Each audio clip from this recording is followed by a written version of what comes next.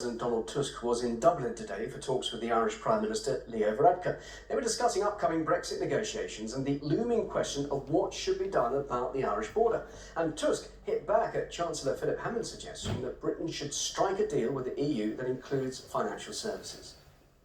In the FTA, we can offer trade in goods with the aim of covering all sectors, subject to zero tariffs and no quantitative restrictions, to ensure a level playing field, to ensure the integrity of the single market, and ultimately also to ensure financial stability. This is why we cannot offer the same in services as we can offer in goods. Including financial services in a trade deal with the EU is seen by the UK as essential for protecting the City of London after Brexit. Tusk also renewed his commitment to standing with Ireland on the border issue, pledging to protect the fragile peace process in the country, and said it's up to Britain to provide a new solution. We also expect the UK to propose a specific and realistic solution to avoid a hard border. As long as the UK doesn't present such a solution, it is very difficult to imagine substantive progress in Brexit negotiations. Leader of the DUP, Arlene Foster, claimed Northern Ireland won't return to a devolved government in the coming weeks or months. This comes as Belfast's new budget is announced by Northern Ireland Secretary Karen Bradley. It includes almost £500 million as a result of the party's confidence and supply agreement with Theresa May's minority government. All this comes as a new report claims Brexit is raising profound questions about the relationship between Westminster and the devolved governments in the UK. The paper from think tank UK in a Changing Europe mentions the transfer of powers in Scotland and Wales, currently held by the EU, back to Britain. The Scottish Government describes the plan to bring some of these back to Westminster as a power grab, and yesterday it passed its own continuity bill by 94 votes to 30 to take control of those powers.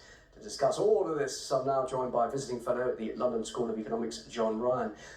John, plenty of issues developing each day over this Brexit news.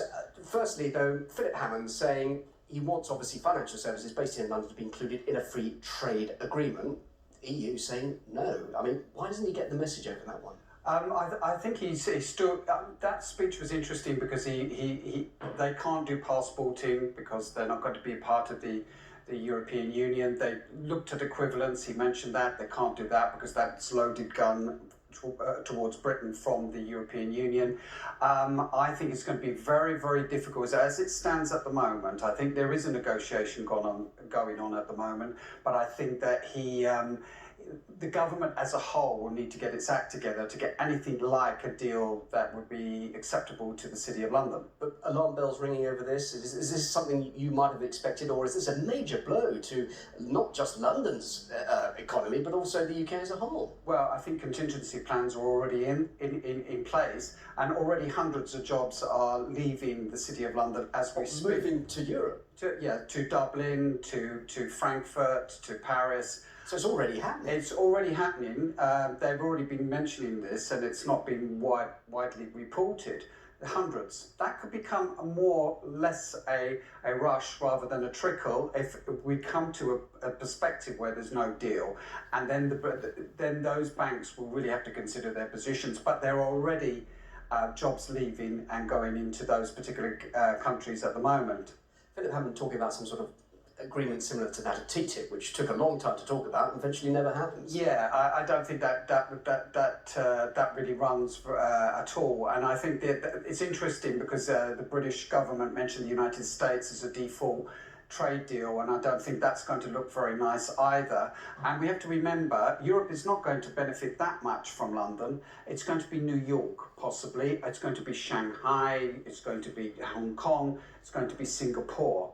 So Europe as such, losing London as a core Euro capital, is going to be a problem for the Europeans as well as the United Kingdom.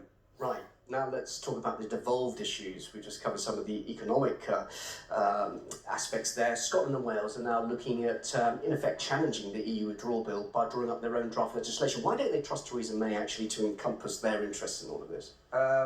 you always look at actions rather than people's speeches, and on that basis, I don't think they trust the government as far as they could throw them at this stage. And I feel that they're right to put in a contingency plan until the government actually puts something on the table that addresses this issue. They haven't done that, and the UK government is actually pushing Wales, Scotland, and we know from the other story, Northern Ireland.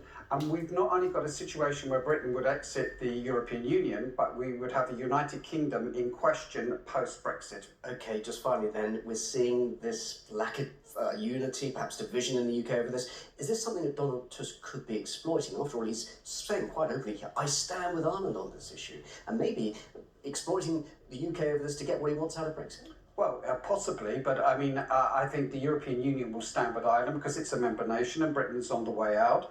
And any idea that they can go ahead with a trade deal without a solution on Northern Ireland on the border issue is fanciful. It's not realistic. So they need to come up with some new ideas and not only talk about technological solutions. That's been ruled out. I don't know what's happening here in the echo chamber. Europe has said, we're not interested in that, come up with substantive proposals. The British government have been failing in that. Since you're here, just quickly, where are we with all of this? Because it seems now all this negativity coming from the EU. We heard all that months and months ago. Do you think Theresa May might be thinking, I'll go back on her threat to say, I might leave without a deal after all? Because they're looking pretty intransigent now. I think she will be rowed back by Parliament, though. I think that the Parliament won't let her make a hard Brexit. And she's in a process of coming up to council elections here in Britain. She may not be in power for much longer, maybe. So I think, people are exploiting that, but they've created the situation themselves by their own inaction. Professor John Ryan, thank you very much indeed. Thank you.